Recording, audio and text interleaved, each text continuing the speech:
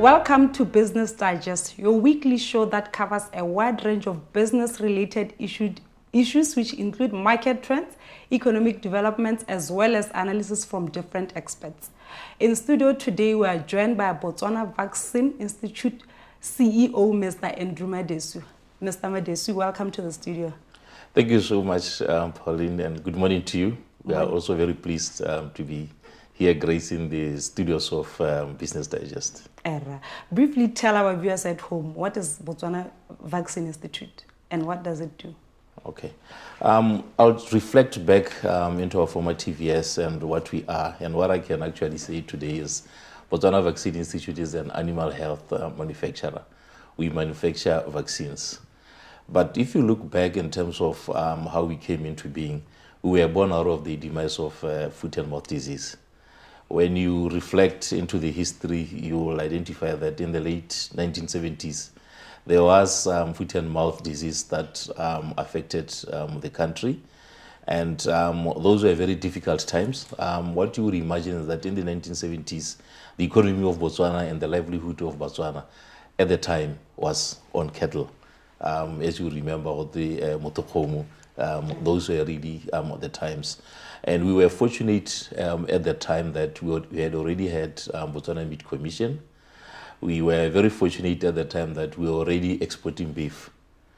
And we were able to do that because we have learned in the early years in trading in beef that we have to make sure that disease control is intact for you to be able to sustain trading in beef, especially for export for the market that Botswana was chasing at the time, which was the European Union.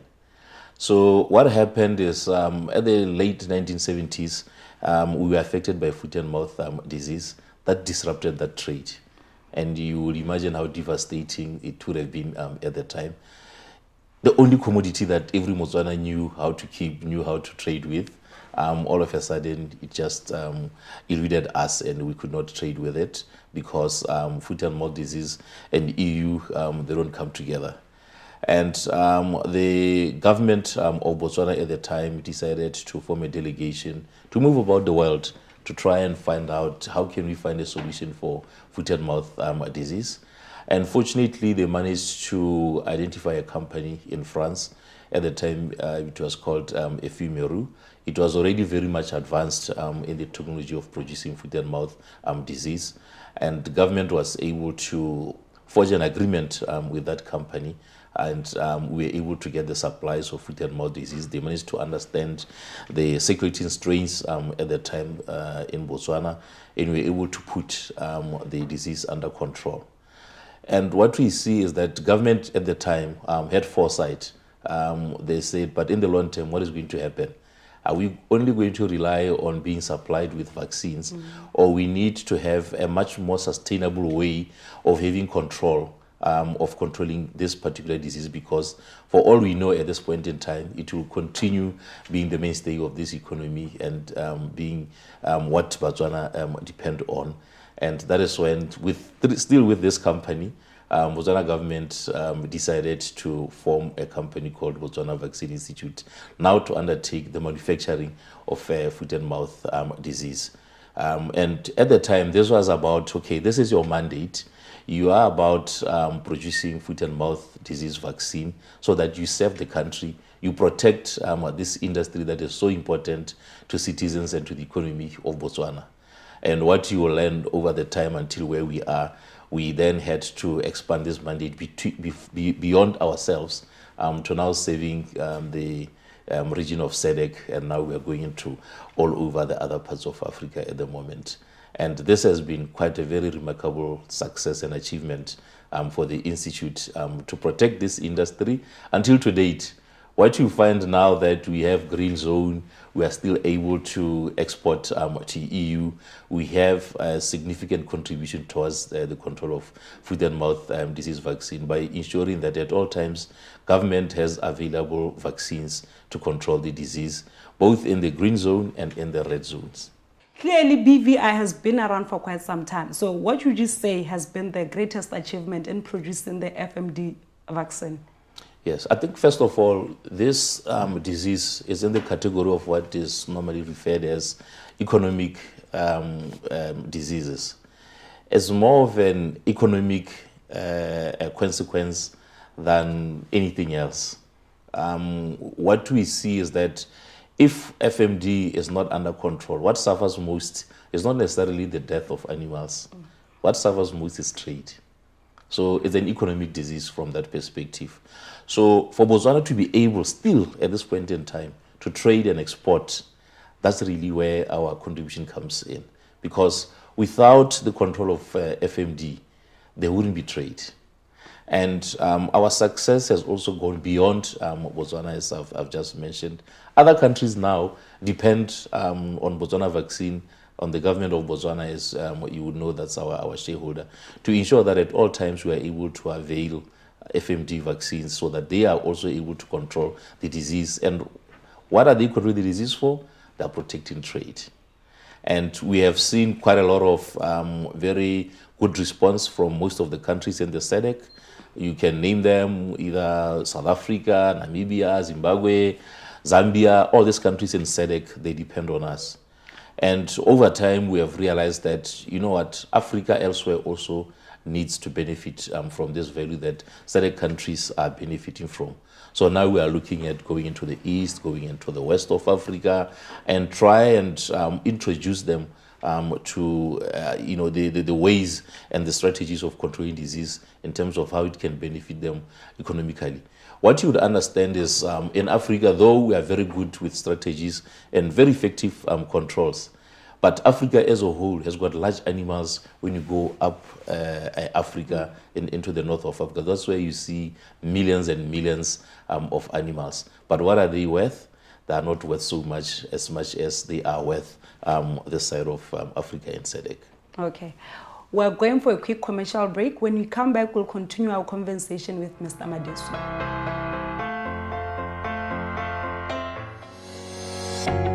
Have you downloaded BW News app? Your one-stop shop for Botswana's leading newspapers. If not, what are you waiting for?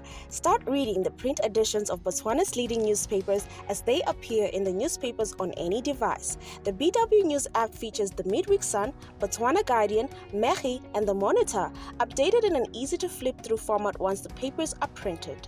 Our packages include current affairs, which creates seamless access for one organizational setup. You can add up to 100 users at affordable rates. After subscription, you will have access to our PDF archive from the past 1 year. You will also receive notifications on your phone as soon as the newspapers publish. You can open your favorite title and share it in text format, and also change the font size and screen light to your choosing. Too busy to flip through and read? The BW News app will read the article for you, and it can also translate from English to the language you're comfortable with. Get the BW News app from the Google Play Store and the App Store and enter a world of up-to-date news presented as it appears in the physical paper.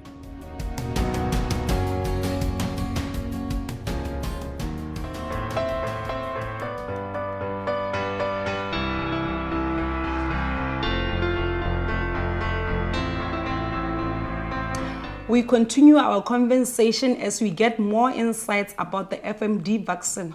So, Mr. Madeswi, before we went for a break, you mentioned that we supply a lot of African countries. Do you have plans to expand beyond Africa? Very much indeed. We are very steadfast on our expansion. In fact, maybe later on I'll even talk more about our current strategy, which is really a transformational strategy. Very exciting. I'll give more details about it. And within that strategy, we are looking at expanding into the east and west of Africa as a priority. And the reason why we need to do that is we have realized that in those parts of Africa, there's not so much robust and effective disease control measures. And yet they have the most numbers. They have really very good numbers that they could add to the trade of Africa. Gone are the days where we look at ourselves as countries in isolation and just wanting to trade by ourselves. At some point, we need to look at trade in Africa, trade of Africa with other continents. And we can contribute that if we support one another.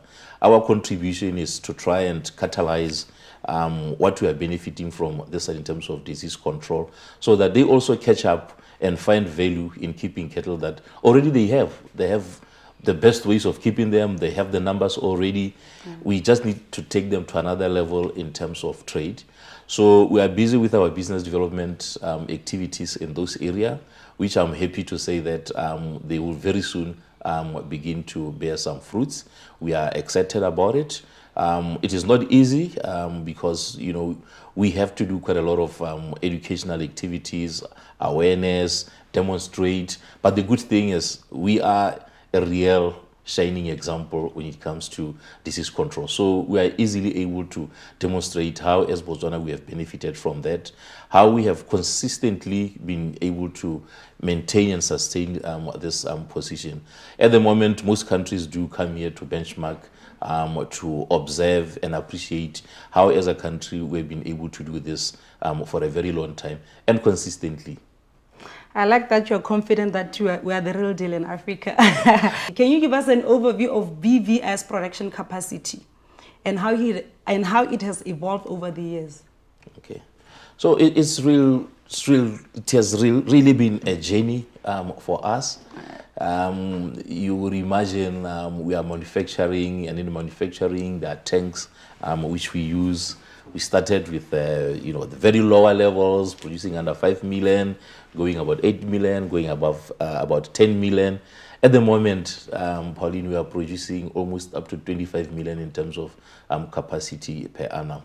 That is quite a significant size in production. And we have really gained gradually momentum to get to this point. This gives us the capacity to be able to serve the SADC countries. And that is why now, with the capacity that we are now exploring other areas, because we have the capacity to produce up to that level. Okay. So I understand BVI has focused on producing the FMD vaccine over the years. So do you have any plans to produce other animal vaccines? Yeah, that's a very interesting question, because BVI is almost synonymous with FMD. But before we even talk about additional products that we are bringing in, we already have other products besides FMD that we do produce. And I would like you to appreciate that some of the vaccines that we produce vaccine for anthrax. We produce vaccine for CBPP, which is a cattle lung disease.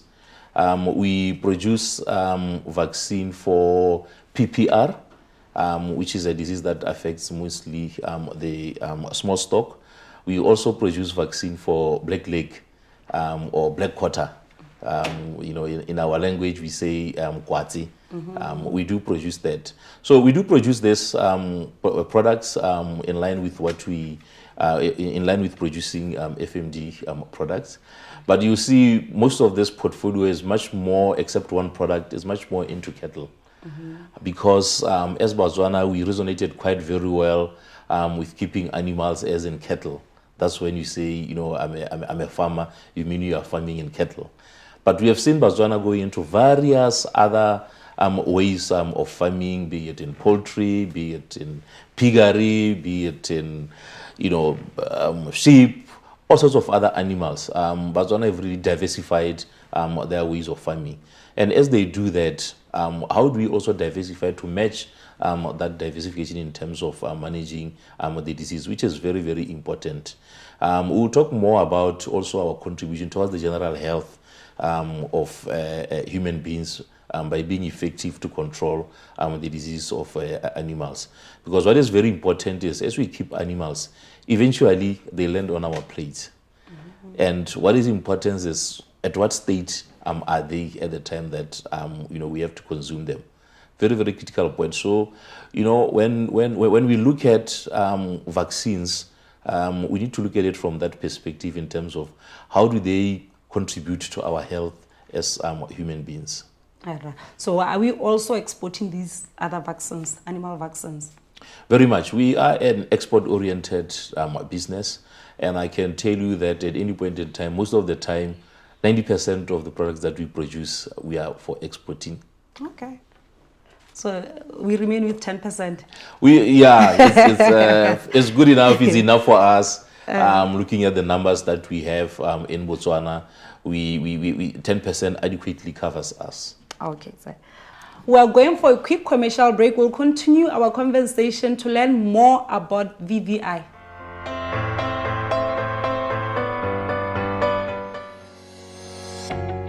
Do you want to stay in touch with the up-to-the-minute breaking news countrywide, regional and international coverage, as well as in-depth analysis from Botswana's most trusted media house? Then head over to www.megi.bw, where you can also enjoy access to premium articles, long reads, features, and exclusive opinions. Whether you're looking for updates on politics, health, education, business and the economy, or sports, and many more, we have you covered. Sign up on the website and choose a package suitable for you. We also have packages for organizations at affordable rates. Visit www.megi.bw and enjoy the finest journalism and news you need to know.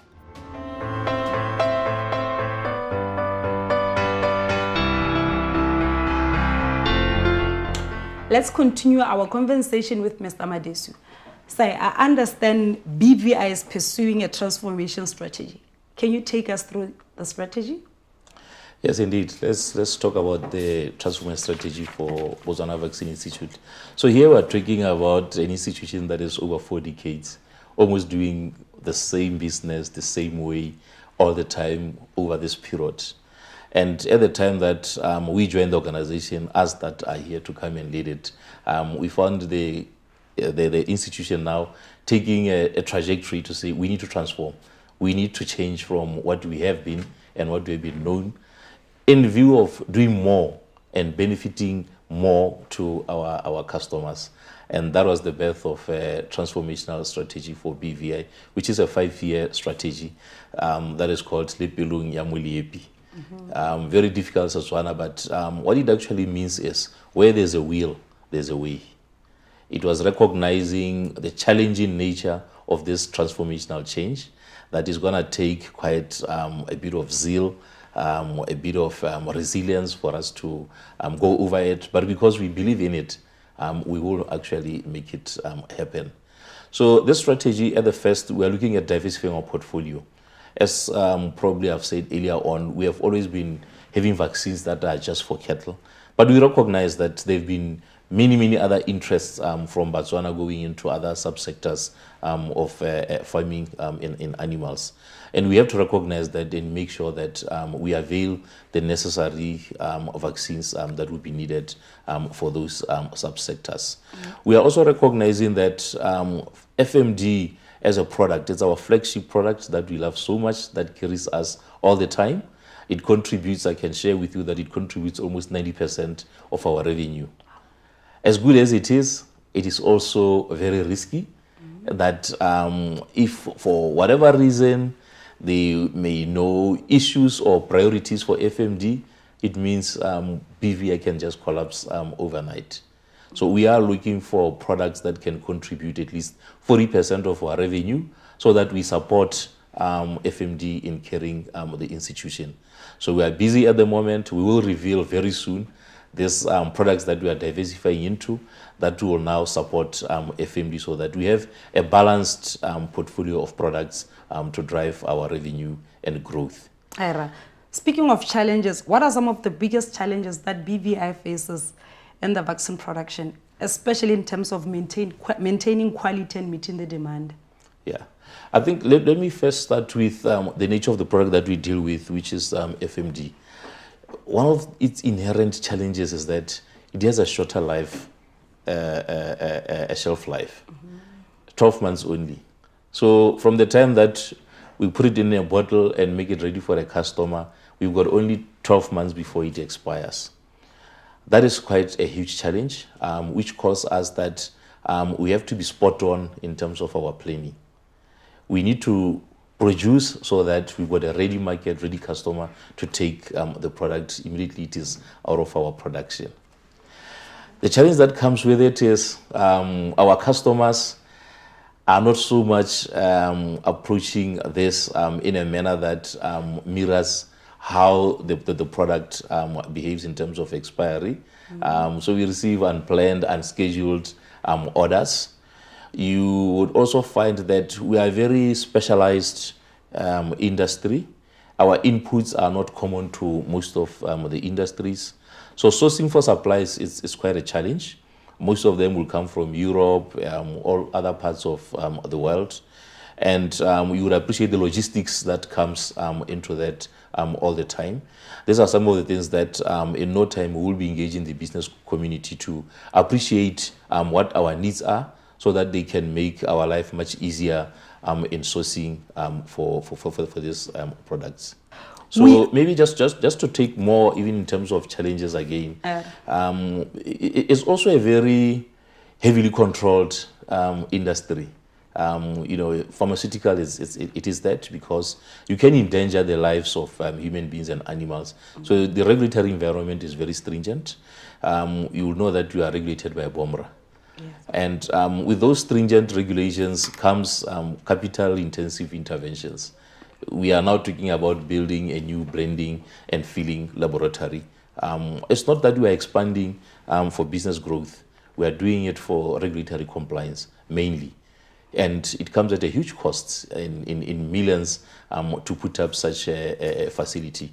And this is what we have to deal with all the time to keep up with these stringent regulatory requirements that are never ending. There's always something coming in. There's always upgrade of standards, and you have to all the time be ready to do that if you are being futuristic and you have a long-term outlook in your business. Okay, so we are informed that BVI has made efforts to produce vaccine for humans. So what can you share about this effort? Indeed, I think for us it's a natural progression from what we have been doing, the benefit of our expertise and experience which we have gained over 4 decades. Following COVID, or just before that, the organization realized that there's a need to support the health sector in Botswana from a human side. And we are trying to do that because even within the region, we don't have so much manufacturers in this space. We are doing a study, which I'm happy to announce that we have just completed the feasibility study for human drugs, which we are currently taking through our governance structures for consideration. And if all goes well, it becomes something that is feasible to do. We will very soon be pronouncing our approach towards human drugs. You know, recently we have had shortage of drugs for quite some time, been a lot of disruption. And you know, when that happens, you also worry about the quality of products that eventually you will get, because when there's scarcity, you can end up being desperate, and in making decisions, sometimes you may make decisions to get drugs that probably they are not as efficacious and safe as they can be, because probably you don't even have time to take them through some robust reviews, to ensure that indeed they can be acceptable. So it is something that we are very much looking at, and in no time we will share our thoughts around how to progress in that direction. Great news indeed. So what are the Institute's plans for research and development in the near future, particularly regarding the production of vaccines for diseases beyond FMD? Okay. And that's a very interesting question, because in the way and the nature of our production over time, we have just been a manufacturer. Follow the script, this is how this product is produced, you produce it, and that's it. Nothing more, nothing less.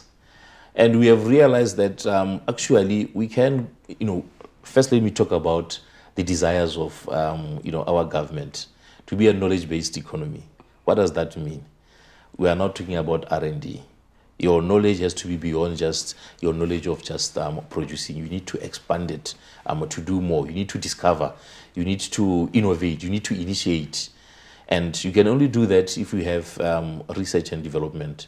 So our institution is going to be research intensive going forward. We have just put in place an R&D department, which we had not had. And we have resourced it, we continue to resource it, and we are identifying projects and areas that we'll be starting to research on. This will also support our diversification efforts, because we are looking at introducing new products, improving the current products that we have, and therefore R&D is going to be the greatest enabler for us to be able to achieve that.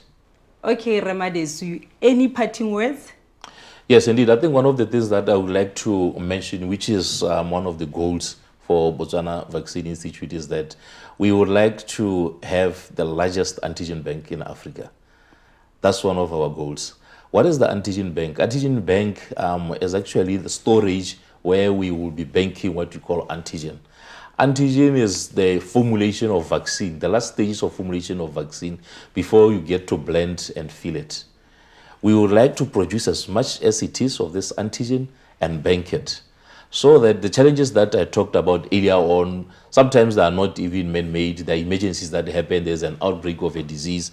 Nobody expected it, but people need vaccines to be able to intervene. What do you do at that point in time?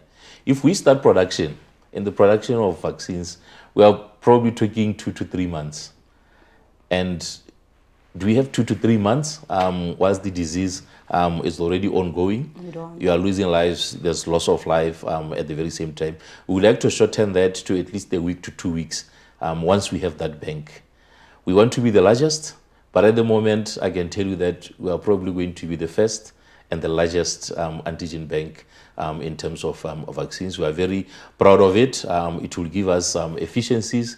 It will give us a very good responsiveness to customers, and we believe our customers will continue to rely on us in terms of how we have been serving them. We are also very pleased that, you know, this strategy, we are just at the mid of it. We were coming from an era where our performance in many ways was really stagnant, and we have seen that in the past 3 years, we have seen the growth that the institution has never had. We have achieved the highest revenue ever since the history of this institution, achieving over 246 million and achieving profit that is over 46 million. So what we are seeing is that this strategy now is beginning to bear the fruit, and thanks to BVI staff, our board, and the current leadership that is driving this particular strategy. Thank you so much for coming, Mr. Madeswi. Thank you so much. You're most welcome. Okay. Until next time, from me and my team,